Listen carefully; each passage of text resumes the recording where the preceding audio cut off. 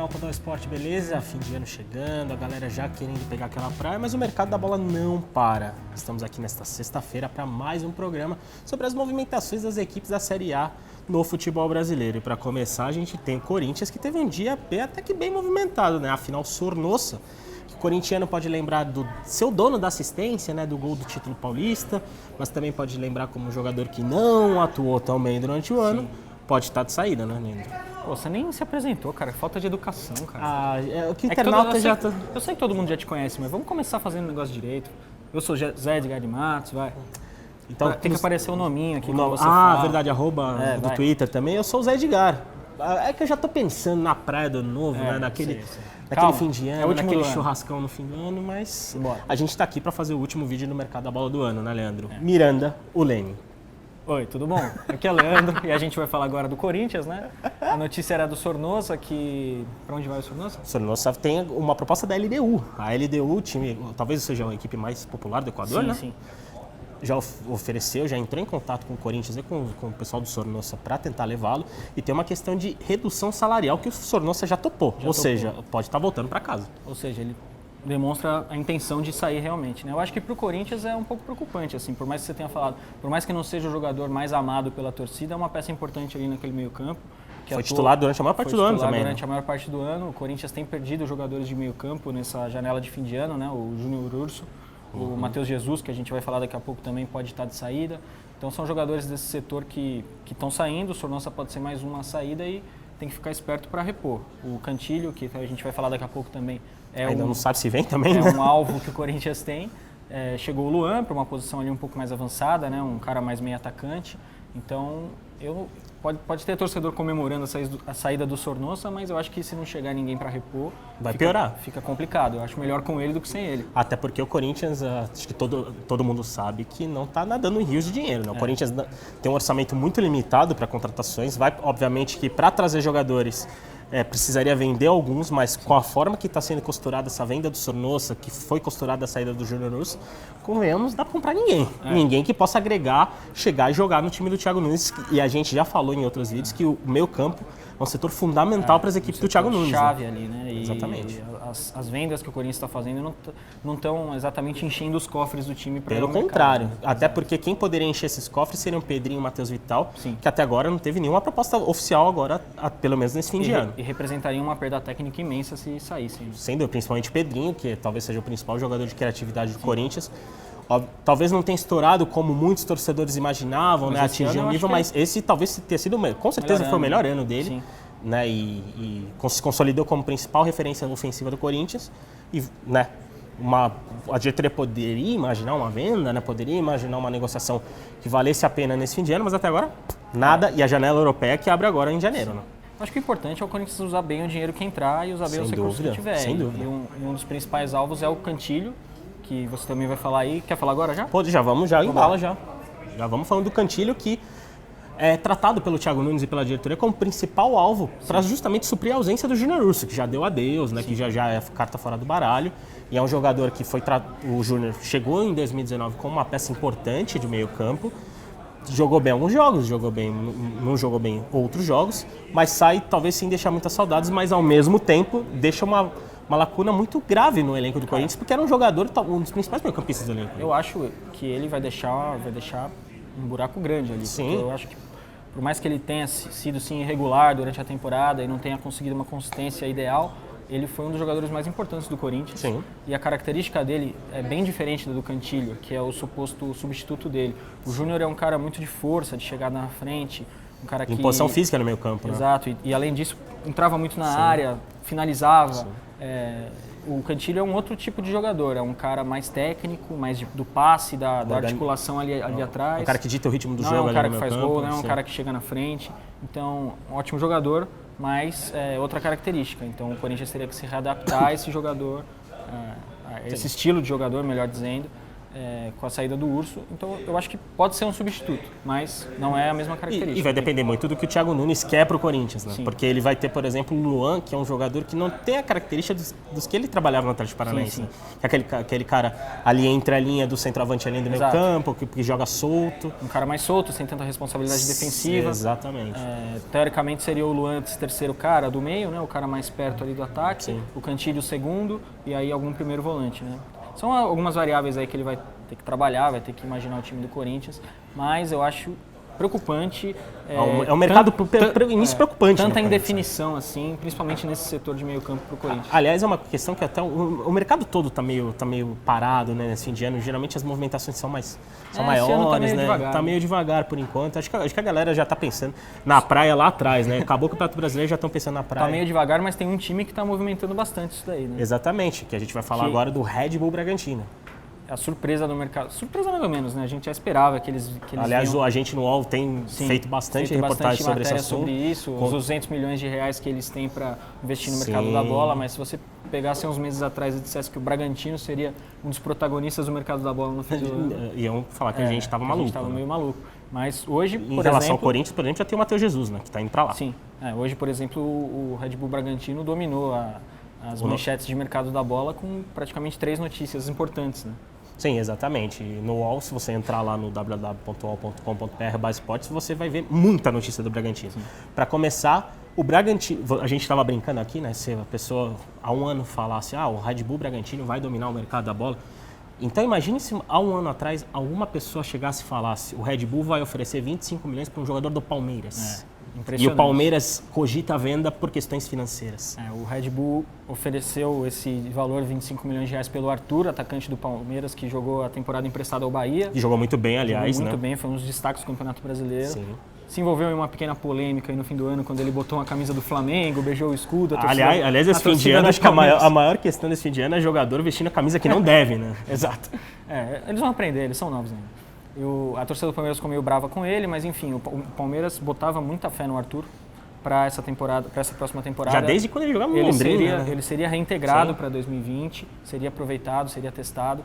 Um cara de muito potencial, um atacante de beirada ali, de velocidade, que é uma das carências principais do elenco do Palmeiras. Até porque o Dudu é uma das poucas opções, tem o Gabriel Verón, que é muito cru ainda, né, convenhamos. O Carlos Eduardo, que não emplacou esse ano. E essa proposta do Red Bull Bragantino pegou realmente o Palmeiras de surpresa, assim, porque eles não estavam esperando uma proposta desse tamanho chegar pelo Arthur. A proposta chegou e o Palmeiras está num momento de reestruturação financeira, de rever ali o seu balanço, de gastar menos, de segurar gasto, de investir só em tiro certo. Já fez uma limpa ali na questão salarial, né, de ter a aposentadoria da E, além de tudo isso, tem um déficit orçamentário desse ano que precisa ser coberto com venda de jogador. Então, a nossa matéria mesmo do Danilo Lavieri, que apurou essa matéria no UOL, já diz que é provável que o Palmeiras realmente aceite a proposta pelo Arthur, porque é um valor alto para um jogador que é do Palmeiras, 100% do Palmeiras, formado lá. Daria um retorno financeiro grande ao Palmeiras e o Palmeiras precisa fechar essa conta, fechar esse déficit. Então é uma oportunidade que provavelmente o Palmeiras vai pegar. Exatamente. E ainda só para encerrar o assunto do Red Bull Bragantino, o Antônio Carlos Zago, que foi o responsável por levar o time para a Série B do Campeonato Brasileiro, pode sair. Estão pegando um monte de jogador, mas estão sem perder treinador. O técnico, exatamente. Que é um cara que já conhece o projeto, já teria... Aliás, participou já desse planejamento do Red Bull para a Série A em 2020, mas pode não ficar e ir para o Japão, para o outro lado do mundo. Estão atacando o mercado aqui, mas também são atacados pelo outro lado, né? Faz parte do mercado da bola, a gente sabe como é as negociações, as reviravoltas que podem acontecer. Foi realmente uma reviravolta, o Bragantino não esperava que o seu treinador poderia sair no meio do planejamento para a próxima temporada, no meio do mercado, mas eles vão ter que lidar com isso e achar um nome pelo menos num estilo parecido, numa linha de trabalho parecida ali com o Zago para capitanear esse projeto que é muito ambicioso para o ano que vem. E convenhamos que o mercado da bola, pelo menos de treinador esse ano, está muito diferente, porque antes de olhar para o mercado nacional, os clubes têm olhado para fora. O Santos trazendo Josualdo Ferreira, o Avaí também trouxe técnico português. O efeito Sampaoli e Jesus. Exatamente, o Atlético Mineiro pode fechar com o Dudamel, então vamos ver se o Red Bull Bragantino, caso tenha essa saída do Antônio Carlos, também observe mais o mercado internacional ou o mercado nacional. Aliás, falando em mercado internacional, o Flamengo, né? O Flamengo que ganhou quase tudo esse ano, né? Só não ganhou o Mundial de Clubes. Quer reforçar o próprio elenco, quer se manter hegemônico no Brasil. Sim. e quer trazer um reforço importantíssimo, que seria o Pedro, né? Atacante que há pouco tempo se destacava pelo Fluminense, pelo arquival, inclusive, se não me falha a memória, até fez gol no Flamengo, algum clássico, né? Mas há algum problema. Há um problema. O Flamengo gostaria de um acordo de empréstimo, até para não gastar muito dinheiro, porque quer gastar boa parte do seu orçamento para comprar o Gabigol, que, convenhamos, é o tiro certo. Pedro que está na Fiorentina, né? Exatamente. O Pedro está na Fiorentina, não tem jogado no clube italiano, tem jogado muito pouco, quase nada. É uma opção, só que a Fiorentina, obviamente, sabendo ainda mais, né, do privilégio flamenguista, pelo menos na questão do balanço financeiro, quer armar uma negociação. Mas está complicado porque o Flamengo não quer comprar. Essa posição de centroavante é uma das carências do elenco do Flamengo. Aliás, é engraçado a gente falar isso, sendo que o Flamengo teve Gabigol e Bruno Henrique, os dois artilheiros do campeonato. Mais de 30 gols na temporada. Os dois melhores atacantes do Brasil com folga, mas... O Jesus que é um cara dessa característica. Exato. Né? Tanto que foi o Balotelli, né? A gente falou vídeos atrás. Né? Não é questão de qualidade, sim de leque, né? De opções, de características. Exatamente. Nenhum dos dois é aquele centroavante fixo, aquele cara mais forte fisicamente, aquele cara que faz um pivô, aquele cara que segura a bola, que espera um cruzamento na área, se for para pegar alguém nessas características, o Pedro é talvez um dos melhores aí centroavantes jovens do Brasil, que surgiram nos últimos anos. Não está bem na Fiorentina, é uma oportunidade de mercado para o Flamengo, mas está complicado realmente, como você falou, chegar a esse acordo. Se conseguir, vai ser uma jogada de mestre do Flamengo, porque teria um centroavante como o Pedro como opção ali. E seria bom para o próprio Pedro também, porque o Pedro é um jogador que saiu do Brasil muito badalado. Aliás, até o Flamengo tentou atravessar o negócio na época. E não conseguiu. Não conseguiu. E hoje a opção do Flamengo dessa característica é o Lincoln, que é um garoto aí, 19 anos, que tem futuro, mas não é o cara pronto ali para chegar e assumir essa função num time que aspira a coisas tão grandes como o Flamengo. Até porque aspira uma hegemonia, repetir a hegemonia que teve em 2019 nos próximos anos. Até porque a temporada do Flamengo ano que vem vai ser extremamente longa, porque vai ter, além de tudo que já disputou esse ano, vai ter Supercopa Brasileira, vai ter Supercopa da Conmebol. Enfim. E está reforçando o elenco, né? Já tem um time titular fantástico, agora reforçando o elenco, criando opções de banco, criando opções táticas para o Jorge Jesus. Exatamente. Está se movendo numa boa direção aí no mercado. Né? Porque até uma situação que é complicada, quando você chega no topo, você vira o alvo, é muito mais fácil de neutralizar. Então você vai ter que criar variações e o Pedro é um cara que pode dar essa variação. E pensando com a cabeça do Pedro, também seria ótimo para ele o retorno do Brasil. Por quê? Porque é ano de Olimpíada. Pedro fez parte, basicamente, de boa parte do processo olímpico do André Jardine, né? Fez gol pela seleção olímpica e agora tem encostado na Fiorentina. E a concorrência ali para a camisa 9 na Olimpíada é muito grande. Tem o Matheus Cunha, que joga muita bola, que também joga lá na Alemanha. Então, pro Pedro, ter uma vitrine como o Flamengo também seria interessantíssimo. Sim, seria ótimo para ele ficar em evidência, voltar... Jogar, né? Ele precisa jogar. Ele precisa jogar, exatamente. E é ano que ano 2020, o Brasil vai defender o ouro conquistado em 2016. E tem um time forte, e o Pedro fez parte, né, desse processo e precisaria jogar, mas se quiser, tá lá em Tóquio no meio do ano. E por falar em Flamengo, o Flamengo também, a gente já, uns 2 vídeos atrás, até foi eu e você que fizemos, o Flamengo, a gente listou as posições que o Flamengo estava mirando no mercado da bola. Sim. O Pedro seria centroavante e tem um substituto pro Rafinha. Rafinha é titular absoluto, fez grande temporada desde que chegou ao Flamengo, mas precisa de uma opção no banco de reservas. Ainda mais agora que o Flamengo perdeu o Rodinei, que era o reserva imediato. Exato. E aí o alvo agora do Fla é o Orejuela, que também está sendo disputado pelo Santos. É uma das notícias também que a gente traz lá no wall.com.br/esporte. Notícia de mercado da bola. O Santos e o Flamengo estão de olho no Orejuela, jogador que disputou o campeonato pelo Cruzeiro. Ele pertence ao Ajax, né? Sim. É um jogador caro, um jogador promissor também. E ainda mais para um time como o Cruzeiro, que vai ter uma queda de orçamento brutal para 2020. É um time que vive uma crise financeira quase que insustentável. Eu acho que quem conseguir pegar o Orejuela vai fazer um grande negócio, porque é um cara ofensivo, um cara rápido, muito forte, um cara que encaixa no modelo aí que Santos e Flamengo mostraram nessa temporada.